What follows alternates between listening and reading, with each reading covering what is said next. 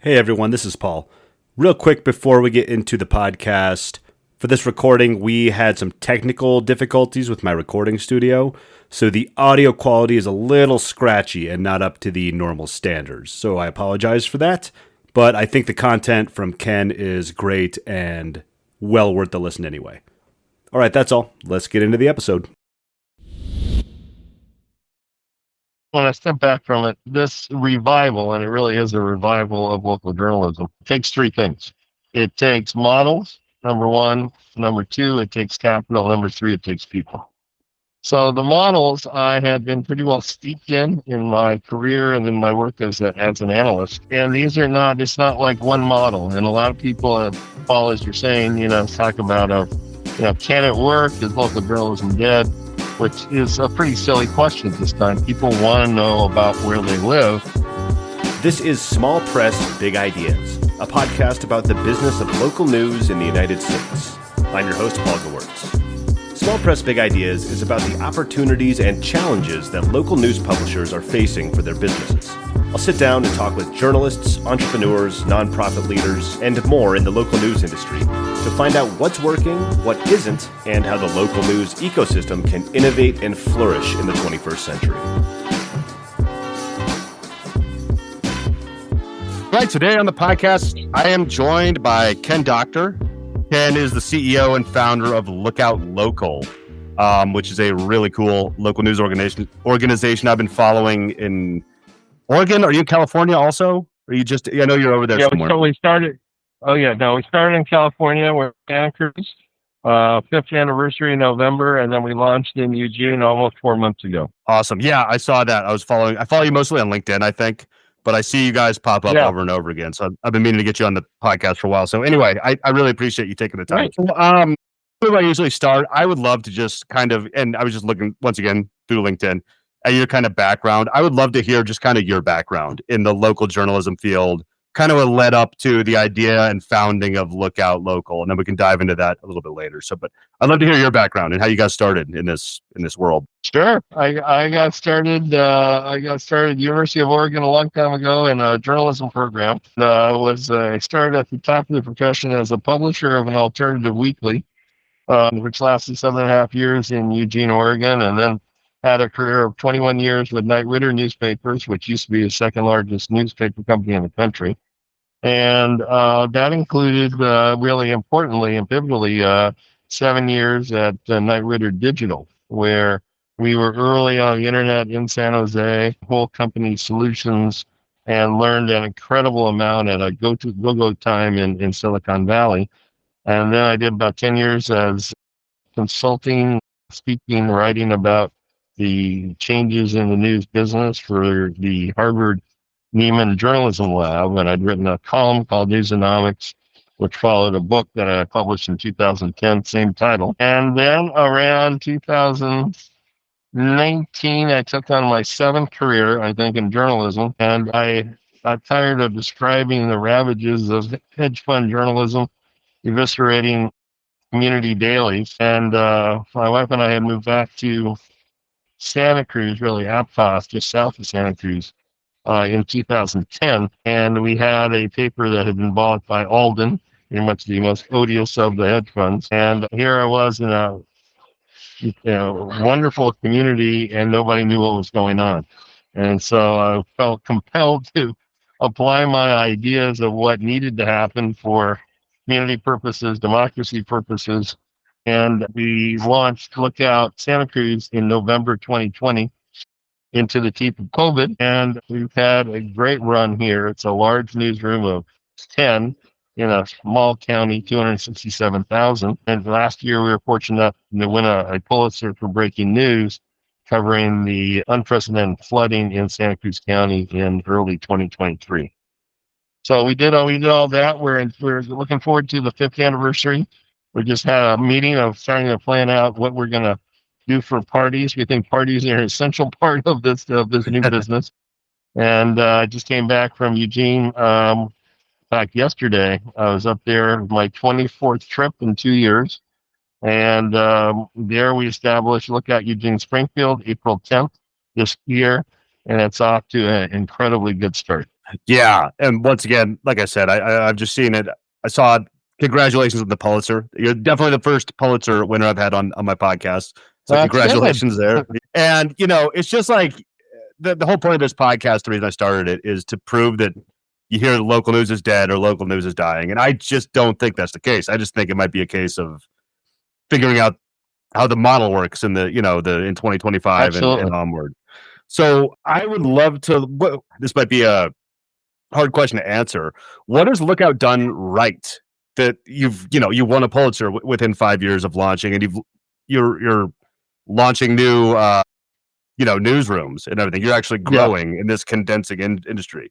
If that's too broad of a question, ask me. We can narrow it down. No. What have you guys done right? Yeah. It's the key question of our times. I think fundamental to our success is, when I step back from it, this revival, and it really is a revival of local journalism, it takes three things.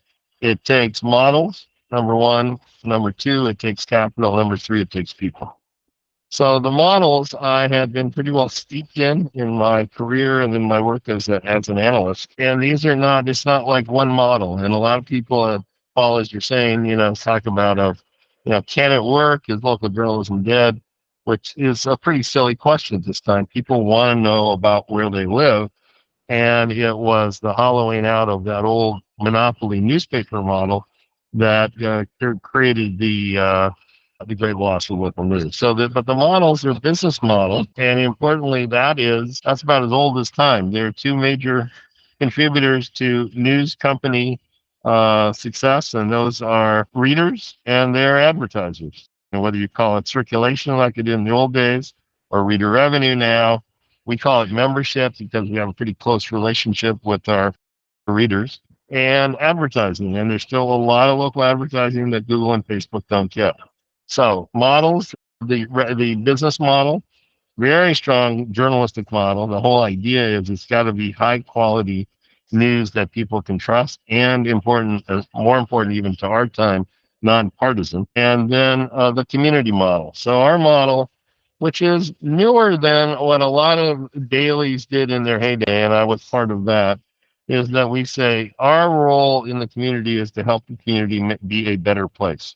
We do that through straightforward news reporting, but also convening forums on issues and a lot of community events, and also highlighting good things that are going on in the community. So those three models together, and you don't see those in a lot of these startups, but those three together. And then second one, capital. That is a critical differentiation for us, where I raised $2.4 million initially for Santa Cruz. And people said, wow, that's a lot of money for a little place. Why don't you just hire 2-3 people and get going and see how it goes? And I thought from my observations of what was working and what wasn't, that the critical problem was if you couldn't offer people a good enough news product, they weren't going to pay you, and advertisers weren't going to have a big enough market. So capital, which has allowed us to hire lots of journalists. We now have about 38 people in the company between the two sites, and 80% of those are journalists. And that's a critical differentiator. And then it is the people. So this is a digital first, digital only operation. We are a digital disruptor, and we need people who think that way. Both call it, look at a company of journalists and friends. The friends are on the business side and community and commerce work, but everybody is dedicated to this mission of supplying the community with news and information, and they are fast. We move quickly, both in terms of day-to-day activities in the newsroom, but also the business. So I think it's that complex of things that differentiates us from many local sites that have appeared on the landscape. Yeah, you guys are definitely differentiated. I'm curious. I hadn't really thought of this ahead of time, but you mentioned with people, you're looking for digitally native people, innovative thinkers, or innovative mindset. Let's say that. And also, you did do a fundraise, which a lot of people haven't had. I'm curious. Do you think because Santa Cruz is pretty close to the Bay Area, right? I'm honest. Yeah. I have never been to Santa Cruz. Do you think it has? I get the impression that the Bay Area it's a hub of innovation and forward thinking and changing things. Do you think maybe the culture there has kind of contributed to to the culture of the newsroom and just kind of that forward-thinking progress, or am I just It has. I out mean, of line?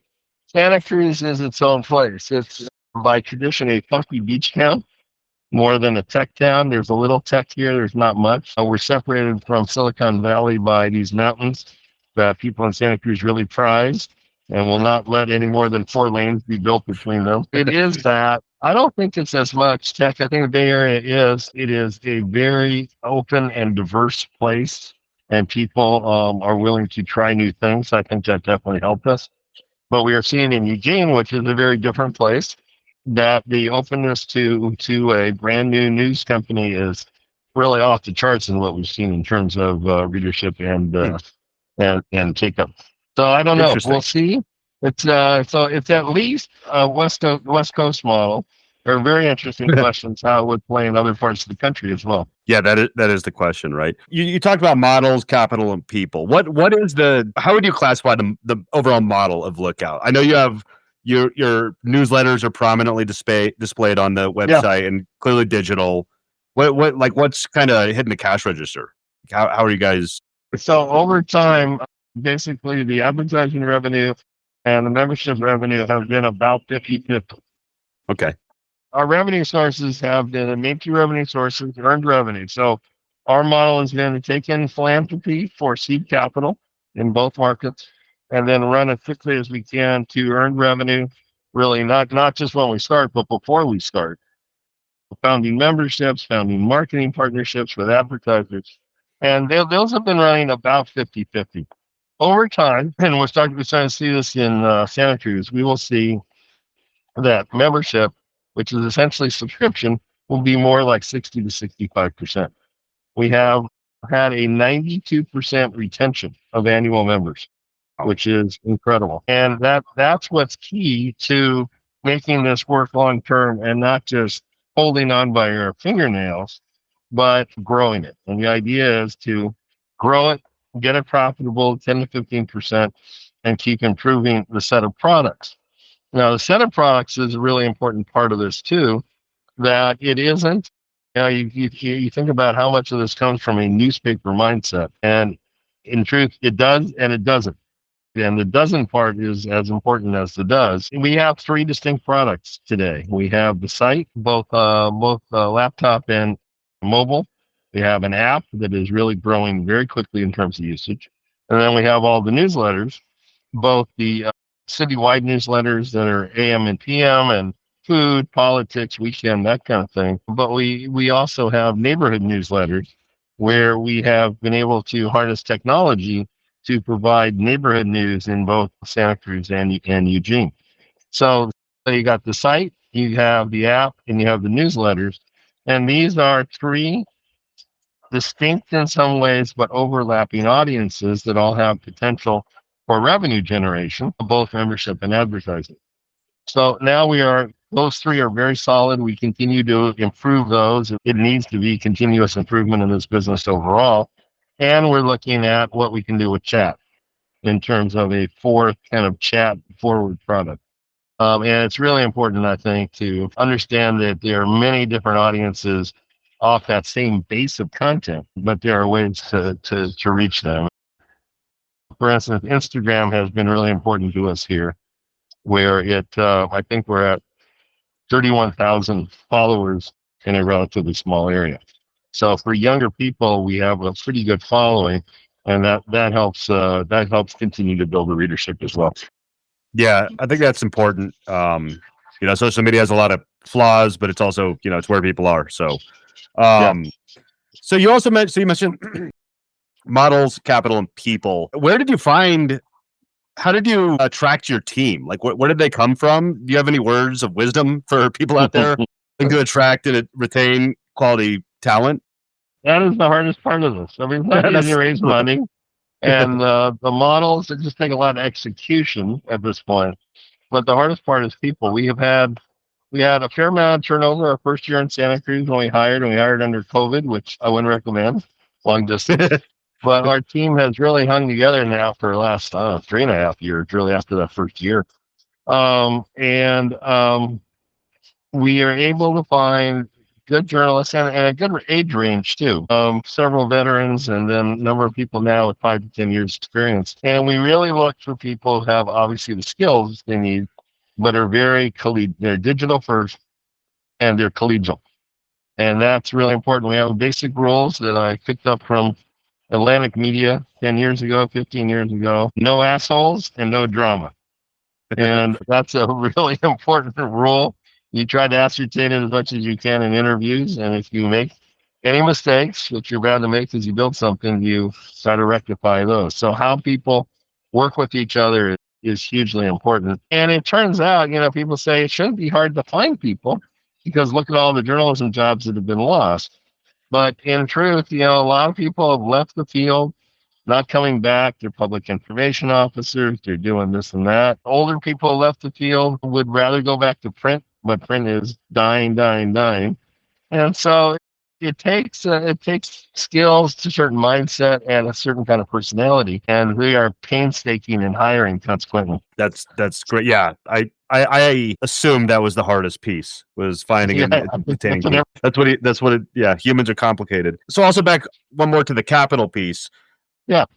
In transparency, most of the people I've had on are either legacy outlets or like bootstrapped. They're bootstrapped, like one or two people, and then grown from there. I've had a lot of people that come on that have raised capital to launch. How did you approach your initial funders? Anybody out there listening who may be thinking of going that route, do you have any advice for them or how you kind of started that conversation, folks? Well, of course, it depends on the field. In our field, it is increasingly widely known that local news is in big trouble and that hedge funds have taken over and are trying to take the last profits out of the daily newspaper. So you have that background. People had usually a fairly superficial understanding of that.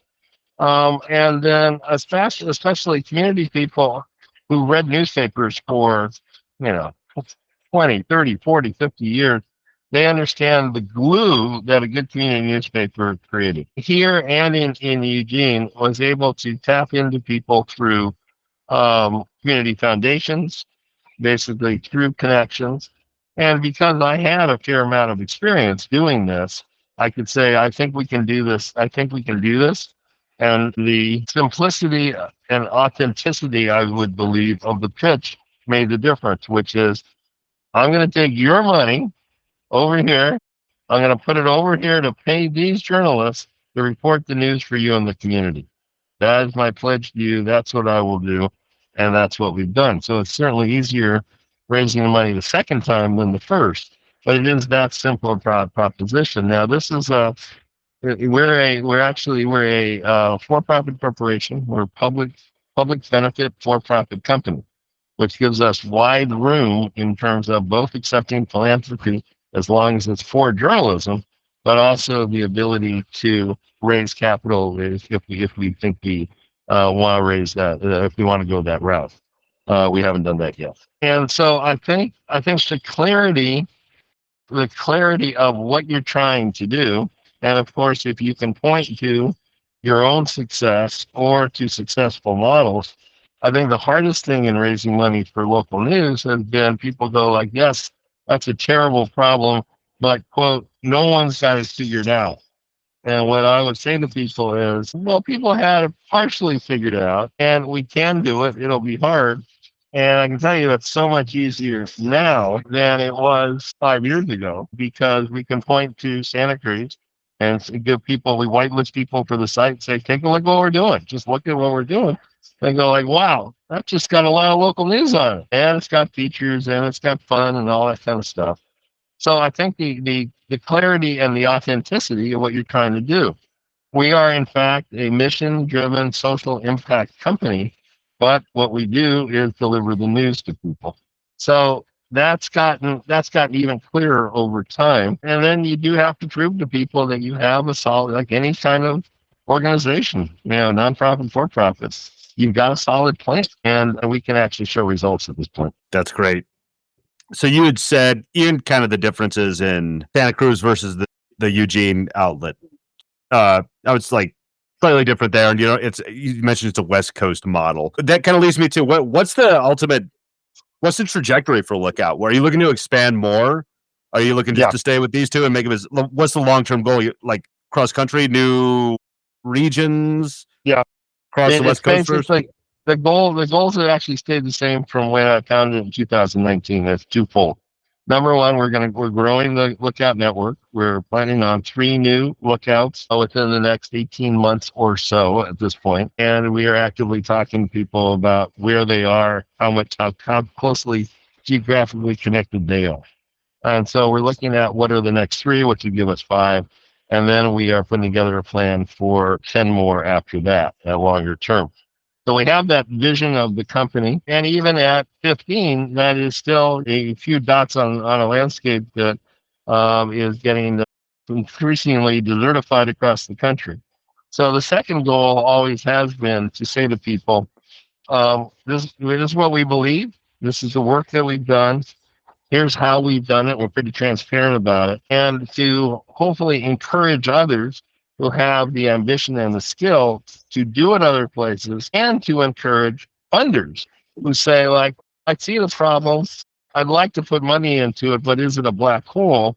And would say, no, it's not a black hole. It's startup capital, like any business needs. And to the extent that we are proving that out, I would hope that others have more faster success with the model in other places. And it's not just the U.S. Canada is actually in worse shape than we are. And Latin America, Europe, it's the same fault lines, just different trajectories. Interesting. That's great. Well, that's encouraging to hear that you have those kind of ambitions, because it's a great organization. You're winning Pulitzers in under 5 years, and you're expanding, and you've got the right mindset, right kind of innovative mindset, and growing and everything. And we have the people. Importantly, we have people and people of all ages who can help build these in other places. So what we're hoping to do, and it's got to be a modest goal among everything else, but build a pipeline of talent that knows how to do this right. People are not going to want to move from Santa Cruz. People love Santa Cruz. People love Eugene. But to the extent that there's a company and that expertise has grown, we've developed our own playbook on all of these models. And so even in Eugene, while any startup's not easy, parts of it were easy, like technology was easy, the site building, the product building was easy. And as we talked about earlier, it was making sure we hired the right people. So this does get easier over time. And you got to go back to core principles. So you have all the stuff with business models, but you can also, just sum it up, show up in the community. That one of the major horrors of hedge fund ownership has been getting rid of an office downtown, not having reporters out, people having laptops and working out of their houses, no newsroom, not really connecting with readers and community, not sponsoring events. And so our basic mantra is show up in the community in every way possible. The reporters, of course, they call correspondence every day, but then lots of community events. And people know that we are trying to help them build a better community, which is so badly needed, even before these current Trump times where there is so much disruption and chaos. People want connection. And so how can we make those connections better? We just finished another plan of, we're starting a film series here in Santa Cruz it'd be for members only, to start out, of journalism films that we're doing. We're doing the journalism films, inviting members in and having a discussion. So people are hungry for talking about issues. And also, and I've seen this particularly in Eugene with the launch, I didn't know what we would be supplying people in part was hope. There's kind of a generalized despair in many communities, and the idea that something could get better. And we got all these notes from people after we launched in Eugene saying, we got 5 notes saying in various ways, you brought me to tears. I never thought we'd have a good new news source after our very good daily was bought by Gatehouse and Gannett. But that's great. It's a great spot to get close to wrap this up. The community, that just keeps coming up over and over again. That's where you got to focus going forward. Yeah. And we can all root against Alden Global Capital. I saw just this week the Dallas Morning News board rejected an offer from Alden. So that's a small win. So they're going to Hearst instead, but still better than the Vampires. Better. All right, Ken. So I also want to mention the film idea is really cool. I'm gonna have to be following along for that. That's the first I've heard of something like that. So I'll definitely be following along and Good. watching your progress on that too. Is there anything else? You kind of mentioned your plans for the next 18 months. Is there anything else you want to promote or anything else going on that I should point people to or link to in the show notes? I would say probably two other things. One is for us particularly, we made an investment early on. We have a full-time community and student engagement manager in each location. And here, what we've done in Santa Cruz is we have a program called Look Out in the Classroom, which is the idea that we need to bring the next generations into local news and into what used to be called civics is now called media literacy. And what better way to do it than to do it through local news, the community that they know. And so we've created all this curriculum, quizzes, skater alerts once a week, working with teachers. And so this is very well used in the high schools. We're now extending that to a middle school program. And so Look Out in Classroom is another one of those things. And you can see kind of the through line here that almost everything we try to do is both mission oriented and revenue driven. So we've raised money, philanthropy largely, to support the Lookout campaign. And of course, that does great good in the schools. These high school students are going to be voters in the 2026 election. The other one is more of an industry one. It's worth pointing out too in the notes, two cohorts that are going forward really within the last year. And both of them are important in that for us, they provide easier connections to like-minded people who are both mission. The through line there is both mission-driven and business-driven. And so the first one was the Knight Challenge Grant group. There are 8 news entities in that Texas Tribune just joined. And they are both legacy and startup, but share all local and all share and pretty much current operations to expand. So that is good. And then just recently, Google announced a similar program focused on expansion called Catalyst. And Catalyst is, I think, 14 news companies, again, all local, all looking to expand to some degree. So when people are saying, well, how many are actually doing this?